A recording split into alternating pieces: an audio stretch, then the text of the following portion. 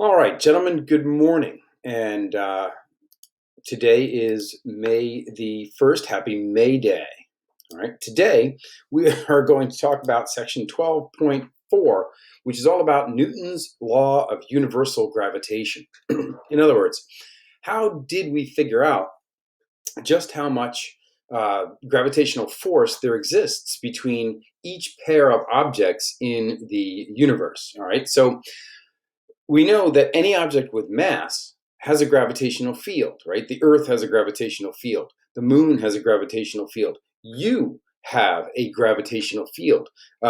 Your cell phone has a gravitational field. A pen has a gravitational pull. They all have this. So, what is the mathematical relationship between any two objects? All right. Why am I being pulled toward the earth? And why am I pulling the earth toward me? Right? And what is the force that exists between us? Well, it works out this way. There's two things that we have to keep in mind. First, what's the first factor that governs this relationship? And the answer is the mass. So, for example, if you have an object that's this big and then you have another object that's the same size, what is the force of gravity between them? But then if you have a second pair of objects, pretend that's the same size, and then another one that's much, much bigger, what is the relationship here? Well, it turns out that if we draw a graph and we put the force of gravity on one axis and the mass of the two objects on the other, it ends up being a relationship that looks like this. Now, what kind of mathematical relationship is this? Well, if you remember, this is y equals x squared, all right, from your math classes a little bit. And if I wanted to straighten this graph out and make it linear so that I could calculate a slope and put the force here and have a straight line relationship, what I would have to do is call this m squared. All right, the mass squared.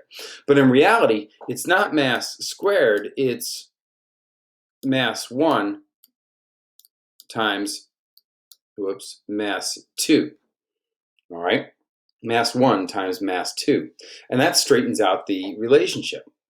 And so in this case, I could say that m, or f rather, equals the slope, which I'm going to call g for gravity, times m1 times m2, where m1, what happened there? m2, where m1 and m2 are really just the total mass of the system, m1 times m2.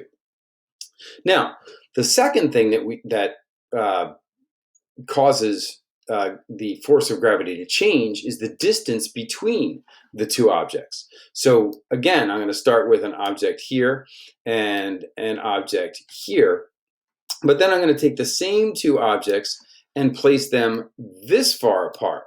Okay. Well, here the relationship is similar, but not quite the same.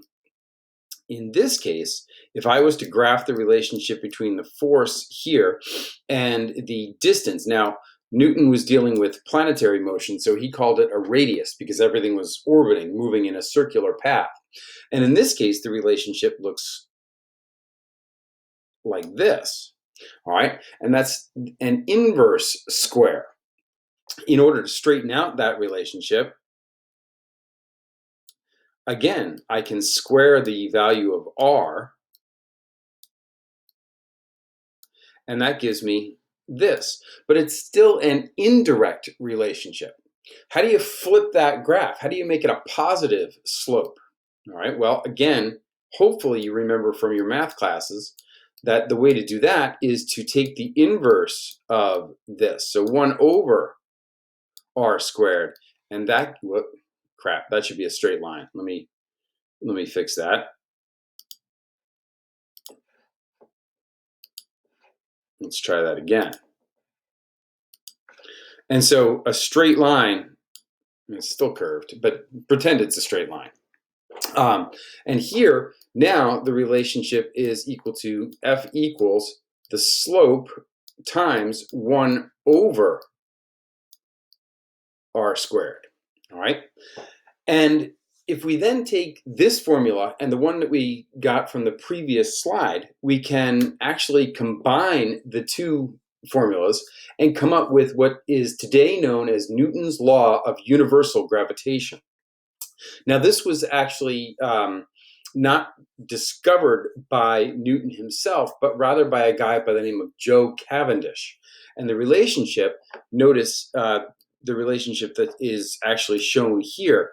The force of gravity is equal to g, the slope of that line, times the mass of the first object. And notice this is given by a big M, and this is given by a little m. So g times m times little m all over, and this guy used a d instead of an r, but same thing, distance squared. And so the relationship mathematically is an ugly one. The force of gravity between two objects is directly proportional to the product of their masses, so m1 times m2.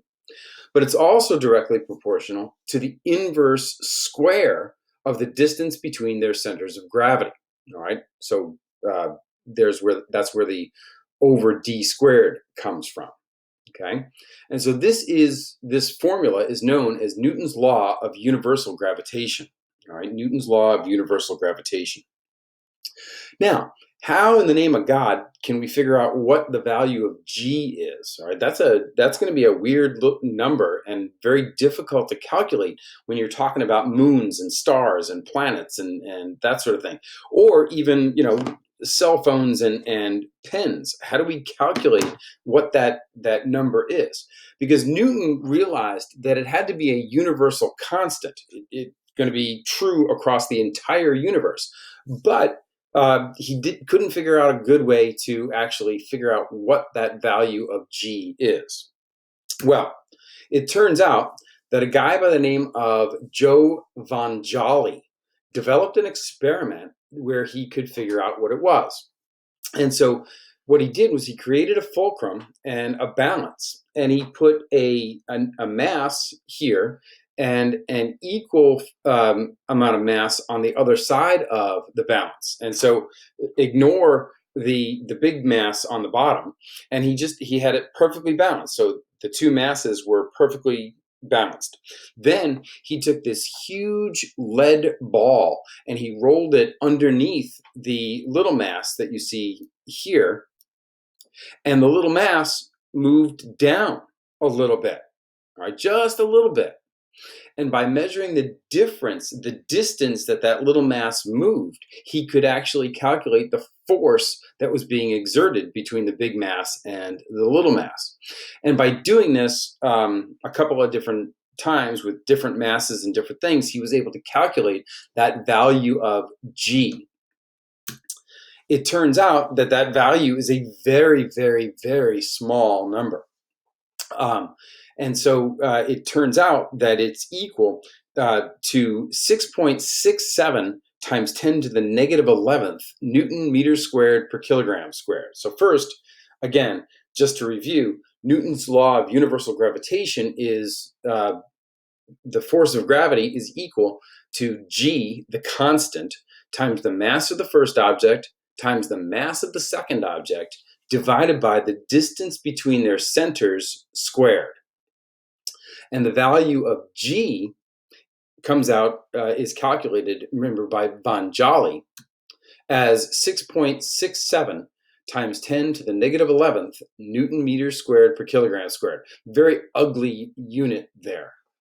But in order for it to cancel out with two masses and a distance squared, you need a Newton meter squared per kilogram squared in order to make this work. Okay. Now, that brings us to an example problem. All right, example number 2 in this case. So this is the second example for our unit on universal gravitation.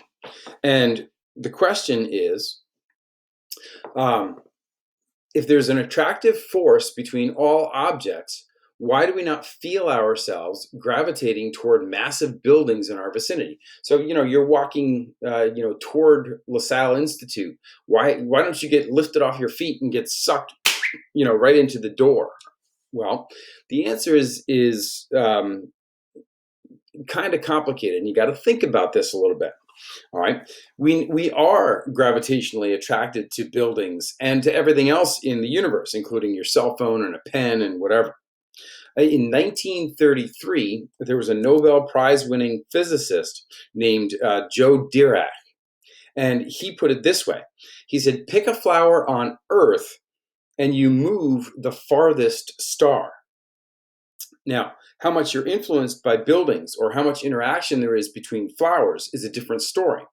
The forces between you and buildings are relatively small compared to the forces between you and the Earth, because the mass of you is very, very small compared to the mass of the Earth.